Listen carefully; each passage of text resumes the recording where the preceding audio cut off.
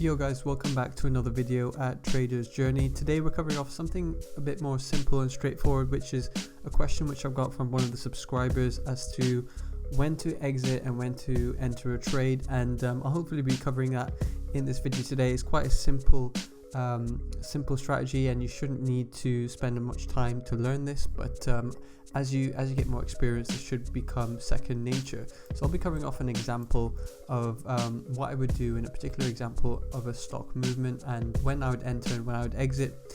But I would say before we get into this, it's very important that you do chart your graphs for any stock you're looking to trade. Make sure you price all the price levels, all the support and resistance levels. I've got a separate video on that. If you haven't watched that, be sure to check out the charting videos just to get some understanding of why they're so important and how to chart price levels, because for me they're probably one of the most important areas for technical analysis, and you need to ensure you really grasp how to chart graphs correctly. So for this particular video, we're looking at AMD, a very popular stock to trade, especially amongst the options traders, as it does tend to fluctuate on a daily basis, and it tends to move. It has an average trading range of around I think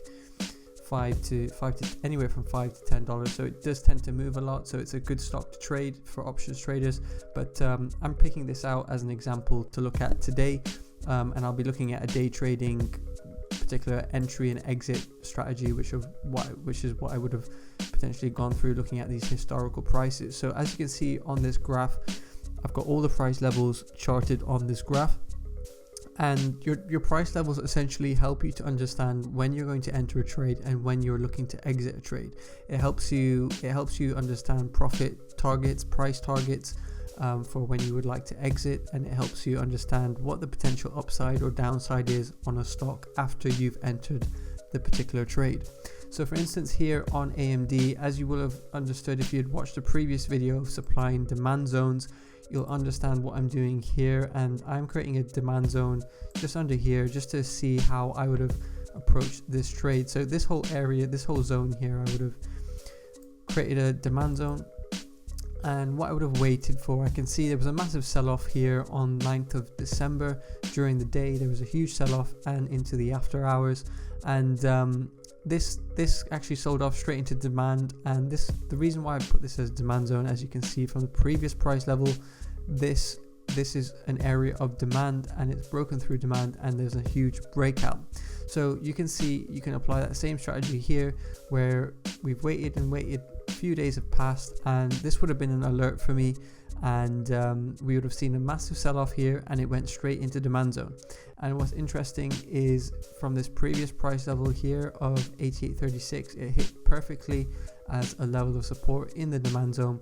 So for this particular trade, there's two approaches you can take. You can take a more conservative approach for entering this trade, or you can take a more risky approach. Now the more risky approach is to enter as soon as the bounce off of the support.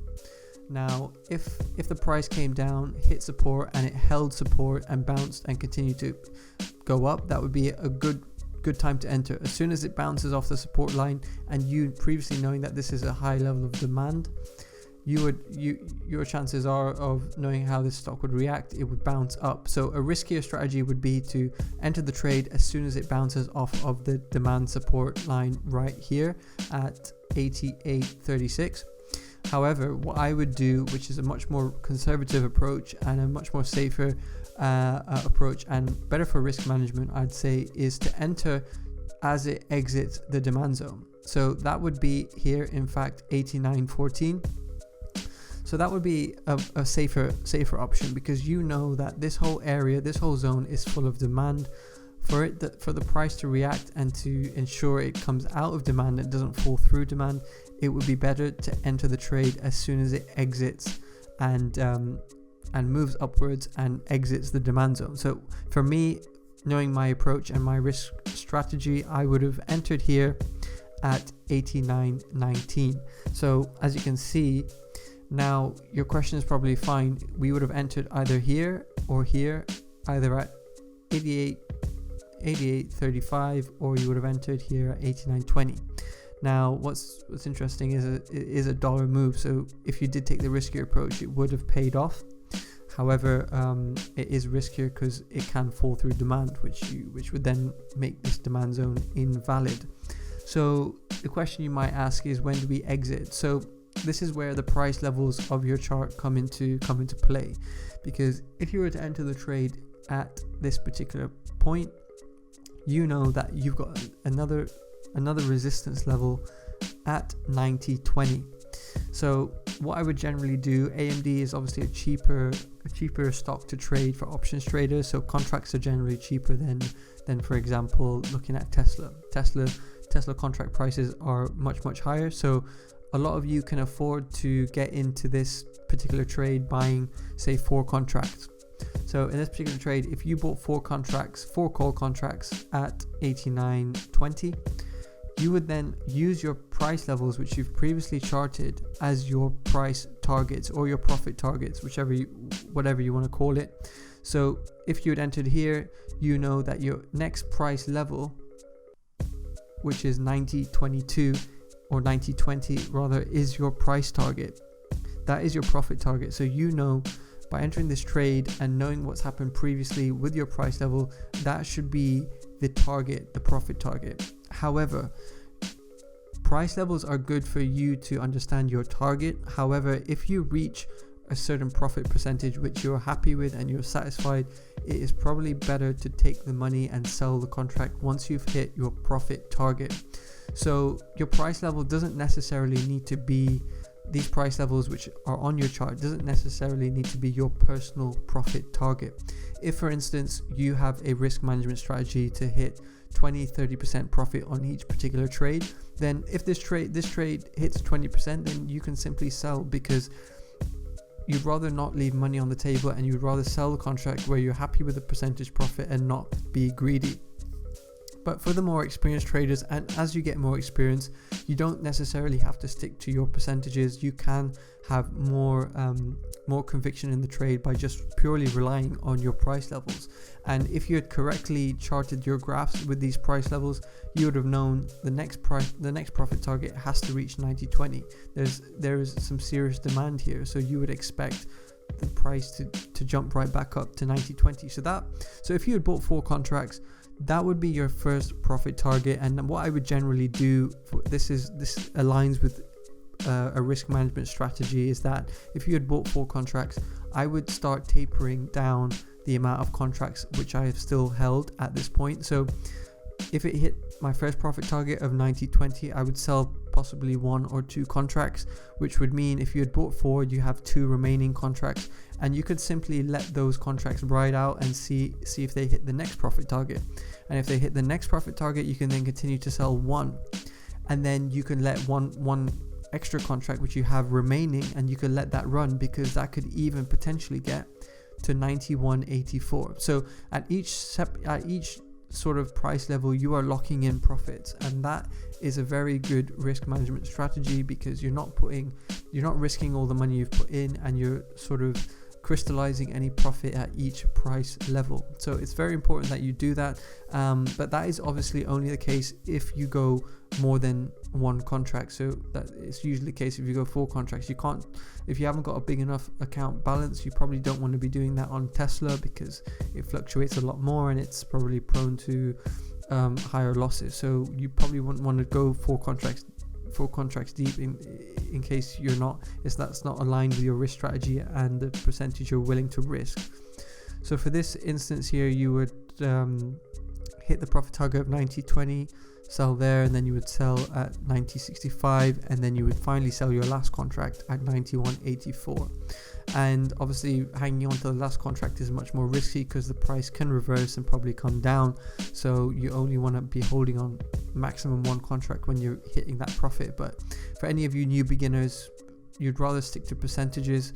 So if your percentage profit target is 20% or 10%, or if you're seeing volume drop and you just want to exit the trade for a profit, then do so, as long as it aligns with your risk management strategy. That's what you would do. So some of you might be thinking and asking, well, what if the price doesn't actually do that and it rejects, let's say, the first profit target and comes back down?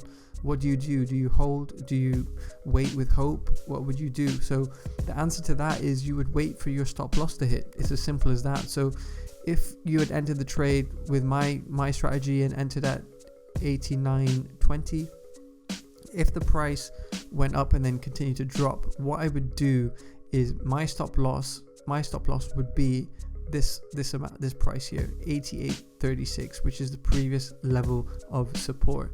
The reason why that's my stop loss is that this is a level of this zone is a zone of demand. So if it breaks through demand, this makes that demand zone invalid, and now it's potentially a supply zone. So for me, the stop loss would be 88.35. So this is how important your supply zones and your demand zones are, because it helps you understand what your stop loss is. However, for beginner traders, you want to set a certain percentage as a stop loss rather than relying on your graph, because for instance, if you entered the trade here at 89.16 and the price continued to drop, you might be already 30% down. So that does not align with your risk management strategy. For me, as a beginner trader, when I started, you want to be only setting a stop loss of 10%, and that being strict with that stop loss will prevent you from hitting such high losses and help you stay green throughout the day. So but for any more experienced traders, as you get more advanced, you can start using your charts and have a mental stop loss rather than having a stop loss in your actual trade. So that's what I would say to anyone wondering how to enter and exit trades. There's obviously different strategies and different ways, but this is probably the most simple and the best way to understand why your price levels are so important to setting entry and exit points. So if you haven't watched the supply and demand zone video which I'd created, be sure to check that out, because that will help you understand entry and exit points if you're looking to trade the demand and supply zone strategy. But this video should help you understand whether you're trading this demand and supply zone strategy or anything else. This will help you understand what entry point you would need and what exit point you would need. So the exit will obviously depend on your profit target or your stop loss hitting, and your entry point should be when you see the price enter or exit out of a supply or demand zone.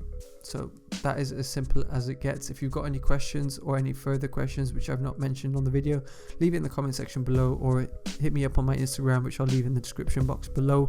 I hope that made sense to most of you guys, because it's quite a straightforward and simple sort of area to understand, and from my experience of trading and teaching other people, it's probably one of the simplest and easiest things to pick up. So I hope you guys understood that, and if you have any questions, like I said, let me know in the comments or on my Instagram, and I will catch you all on the next video. Thanks very much for watching. Take care. Goodbye.